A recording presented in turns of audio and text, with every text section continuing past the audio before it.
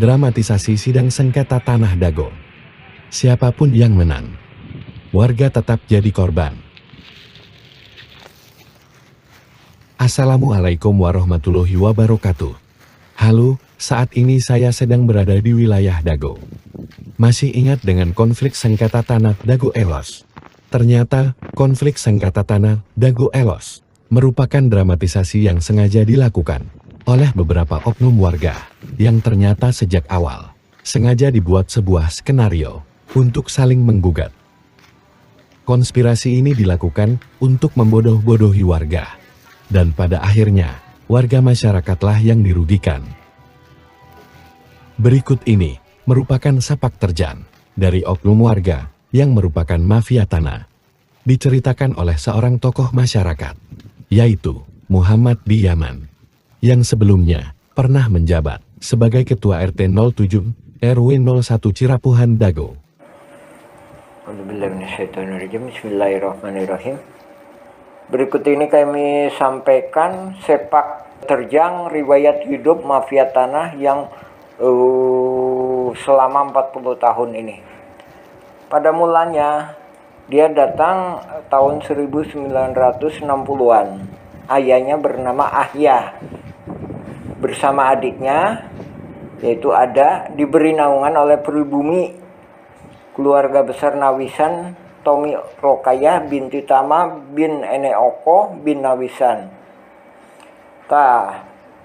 Mafia tanah yang bernama Sep Makmun ini mulai berkenalan dengan mafia tahun 1984.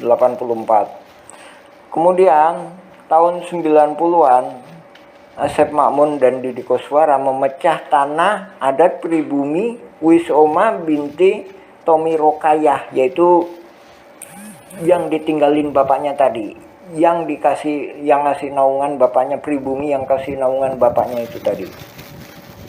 Tahun 92 Sep Makmun sepakat dengan Iwan Surjadi, bosnya PT Batu Nunggal Indah. Nah, ini pernah nyuap kita, memberikan hadiah ke Didi Koswara dan Ismail Tanjung, Ketua RW 02 Dago, berupa nama di sertifikat. Ini merupakan lahan Pak Bagio yang lahir tahun 1900, yang dipinjam Pak Karto, Pak Selamat untuk Masjid Al-Hikmah. Kemudian tahun 1999 Sep Makmun CS mengintimidasi penggarap pribumi dan mengkhianati kesepakatan dengan pribumi. Jadi dia mau ngejual garapan-garapan pribumi. Tahun 2002 Sep Makmun CS membuat PBB atas nama Didi Koswara seluas 15.000 meter. Keluarga Sep Makmun CS mulai menguasai lapangan fasilitas umum dan sebagian udah diperalihkan ke kaki tangannya. Karena ditentang oleh tokoh masyarakat, tahun 2008-2009 bikin masalah lagi ini. Dibantu Apu Sukendar melakukan chaos di lapangan atas dengan cara membuang galian tanah proyek pembangunan Hotel Wirton Dago depan pom bensin. Nah, dengan menyewa truk TNI, berusaha memprovokasi warga dengan TNI ini tuh.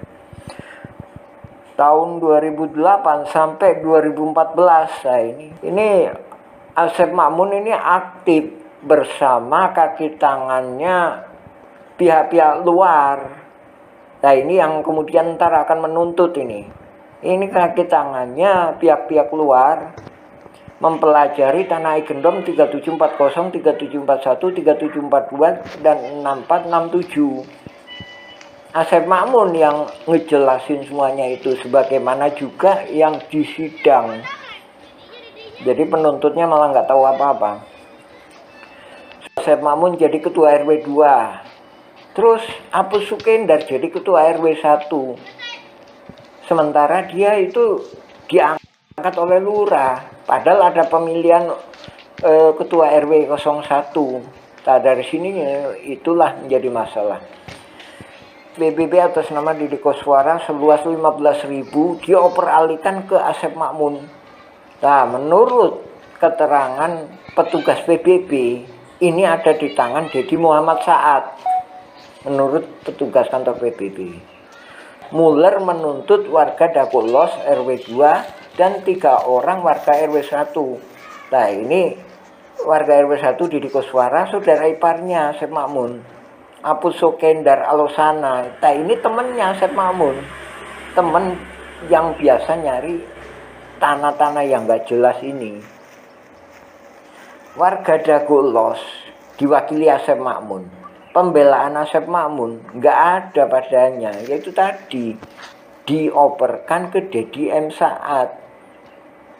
Jadi warga Dagolos menang, yang menang warga Dagolos dan pihak lainnya.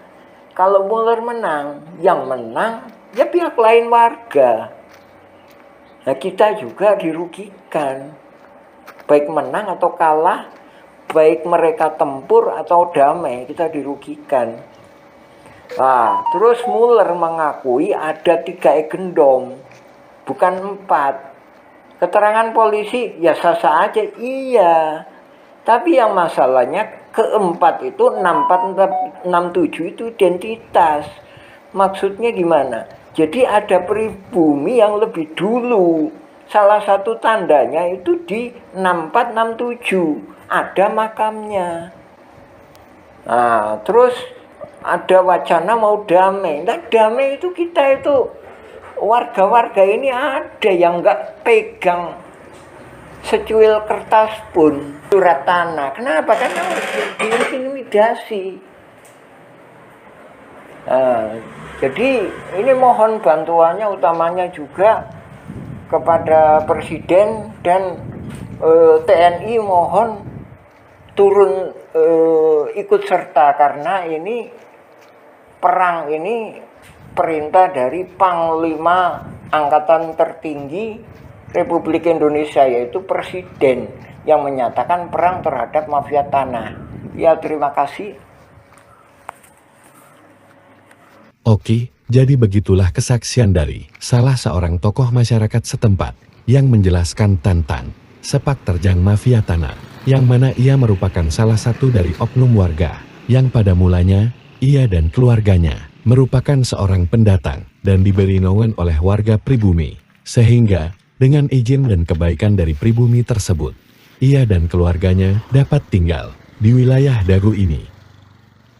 Namun, pada akhirnya, ia dan keluarganya justru malah berkhianat pada anak dan keturunan dari warga pribumi yang telah memberikan naungan kepada ia dan keluarganya dengan cara menyerobot dan ingin menguasai wilayah Dago ini, serta mengambil keuntungan bagi dirinya dan keluarganya dengan cara bekerja sama dengan mafia pihak luar yang lebih besar.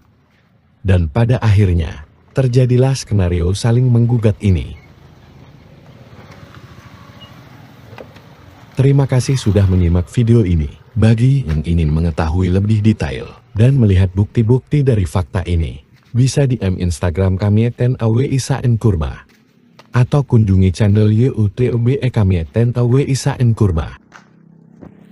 Sebarkan berita ini agar viral dan masyarakat tahu fakta sebenarnya. Terima kasih.